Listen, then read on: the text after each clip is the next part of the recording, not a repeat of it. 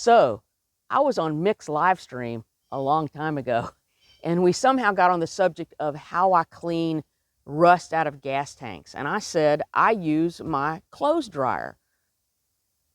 And I got a lot of comments like, what? I'm going to show you how I use my dryer to clean out a rusty gas tank. This tank is from a while ago, and I can show you on another tank how it goes from pretty bad rusty looking to almost brand new. No, my name's not Paul, but here's the rest of the story. In this particular case, this is off of an old Lambretta engine, off a Lambretta scooter, but the same thing applies for any metal gas tank you have. It can be a lawnmower, a rototiller, whatever. You want to drain all the gas out of it. In this particular case, I had to remove the fuel tap because it was busted anyway. It will be messed up at the end of the day.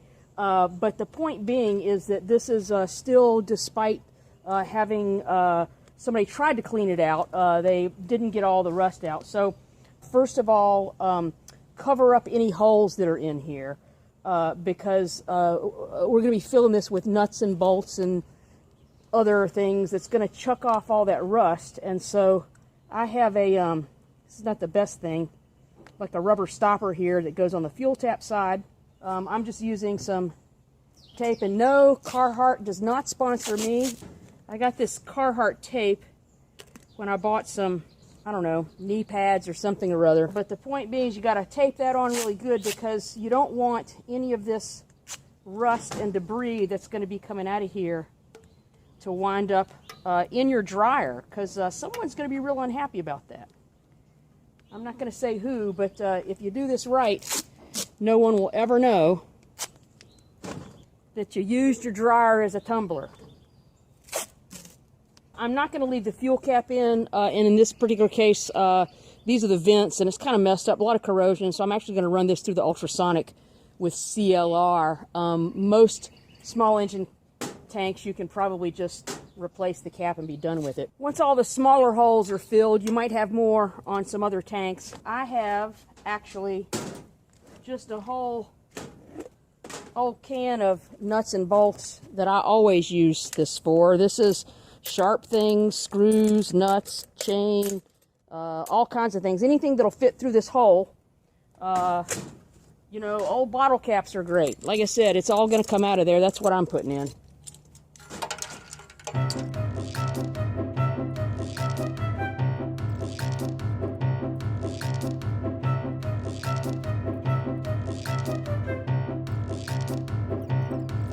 They might be hard to get out of this tank, so I'm going to skip those.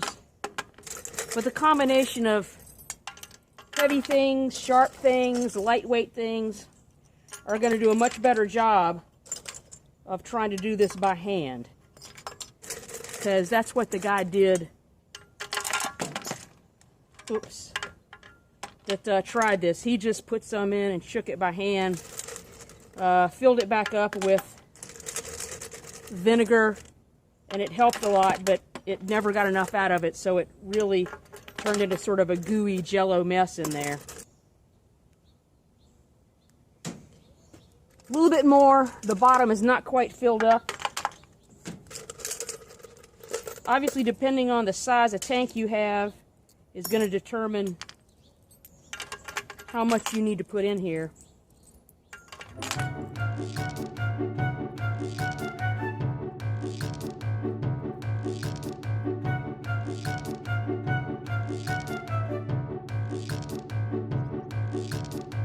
Alright, so it's probably about a quarter full. I know the bottom is completely covered. And I might have used, I don't know, maybe 2/3 of this can. A few more bottle caps just for good measure. Obviously, make sure there's no oil or grease on this. Otherwise, this duct tape is not going to stick. And if anyone from Carhartt's watching, the lawnmower lady always wears Carhartt overalls. Gaffer tape has less of a tendency to leave a residue on here. So if you care about the finish of your tank, you want to keep that in mind. Duct tape sometimes leaves a gooey residue.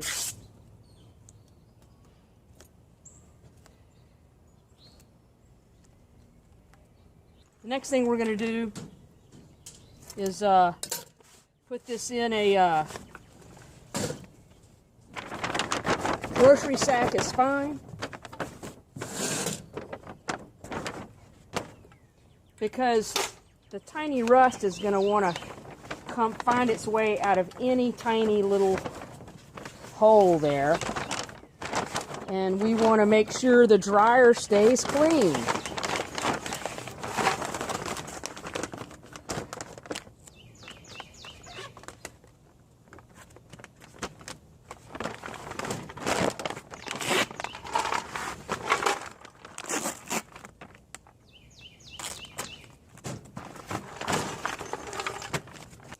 Then I'm going to cut up some cardboard and again wrap it as tightly as I can in cardboard. We want it to be as tight of a package as possible, so there's as little movement flopping around as we can get here.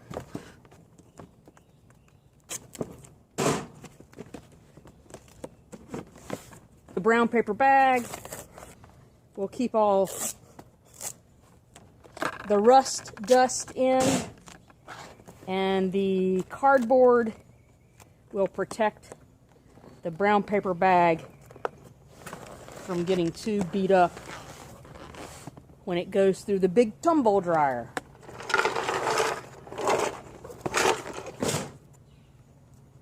Perfect.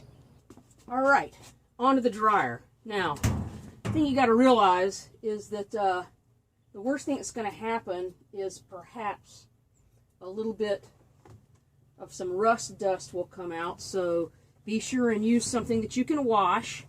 And if you do this while the missus is not home, no one's going to know any wiser. So I start with a pillow all the way in the back, flat up against the back.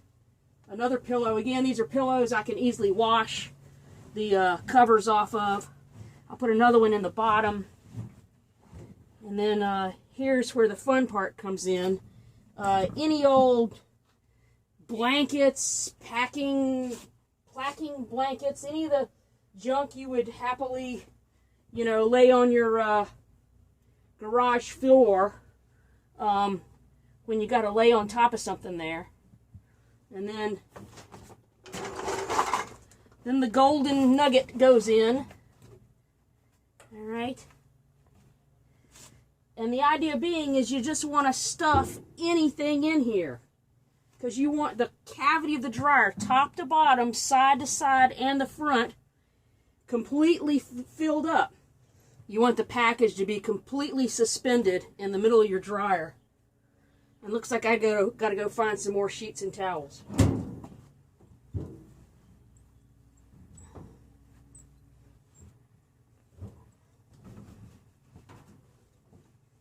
And the last layer to go in, you want this to be right on the front. You want to be really something soft that's not going to collect, because this is what's going to be spinning around on the door of your dryer. The most important thing here, air dry, no heat. I cannot emphasize this enough. All we want this to do is just tumble around and around and around, just like the rock tumbler that you had when you were a kid. So I can go 20 minutes at a time. There we go, baby. Listen carefully. Do you hear any nuts and bolts crapping around? No. No one is going to know your secret. It sounds like you're just doing a load of clothes. So I'm telling you, if the Mr. or Mrs. wants to complain about it, you're not messing up your dryer. Trust me on this. Worst case, you might have to wash some pillowcases. All right, first 20 minutes done. It's a good time to check the payload. And it looks all right. Doesn't seem like it shifted around too badly. So we're going to put that back in. If it had shifted badly, especially with this oblong fuel tank, it would have been a good time to change the axis of it to in and out to get the other side, but I think I'll be all right. So make sure that's closed. Another 20 minutes on air dry. Remember, air dry, please, nothing more. And sounds like a regular load of clothes. If you need to maintain some sort of a household harmony here, either direct the Mrs. or Mr. to this video so they will see there's absolutely nothing to go wrong here, or worst case scenario, wait till they go shopping. Sorry. A full hour in, 3 20-minute sessions, and let's see what it looks like now. Stuff is shifted around a little bit. All right, if there's any doubt that you need more time on this thing, obviously do it before you take it out, because you don't want to be having to restuff this thing 2 or 3 times. But so far, so good. I don't see any dusty rust on anything. Rusty dust. That one stayed right in the bottom, which is awesome. So here we go, right out of the center of the tank. I mean, the ballast right out of the center. And there is no rust at all on this thing. So the package contained all of the dust and rust. Let's go empty this out and see what it looks like. If you ever have any doubts about how long it takes, do it longer than you think, because obviously you saw it's sort of a pain to wrap this package all up. And, you know, a waste of tape and everything else if you have to do it a second time. All right.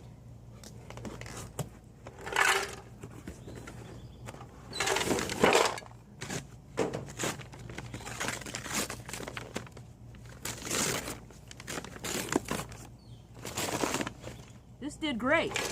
It's warm from friction, but that is to be expected.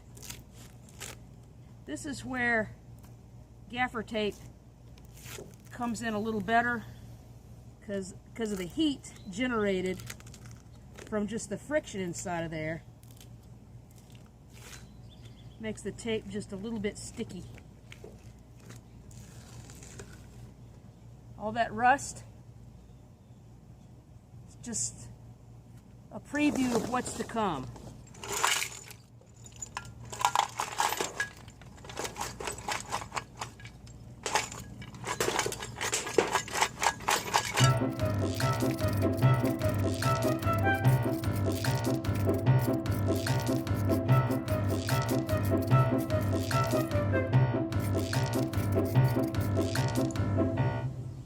Looks like there was some sort of coating inside the tank as well. That's not good.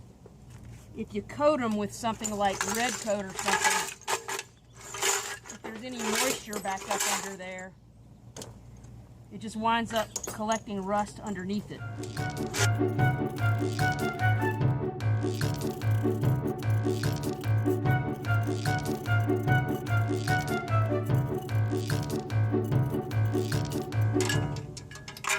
One more.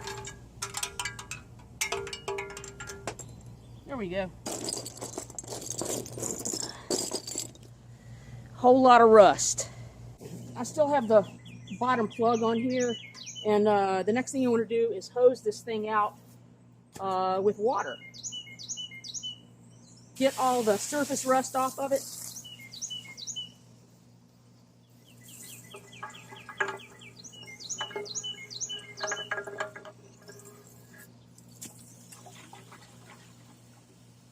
You can see nice, pretty rusty water coming out of there.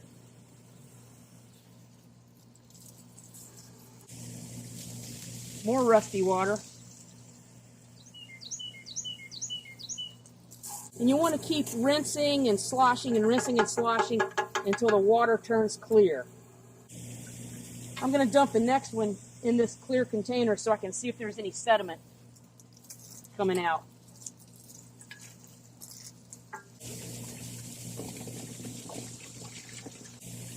So I don't see any chunks of anything. Oh yeah, I do. There's still some bits of stuff coming out of there. So I'm gonna keep rinsing till it's clear. Rinsed and drained about 10 times. I think it's pretty clear. We're gonna pour this in the clear container here.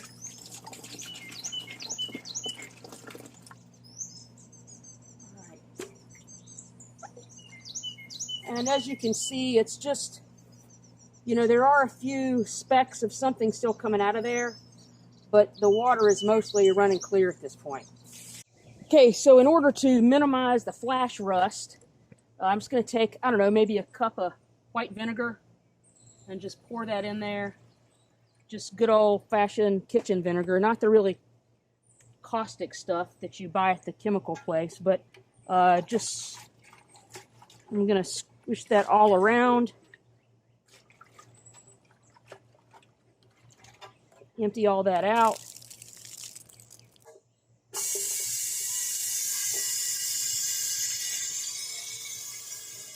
You notice I still have the plug on the bottom, and I guess it's time to take the plug off the bottom and blow through the other side. All right, there's the plug. I buy WD-40 by the gallon, so I'm just going to spray a liberal amount in here. Try to coat all sides of it. I'm going to spray, and then I'll try to swish it around.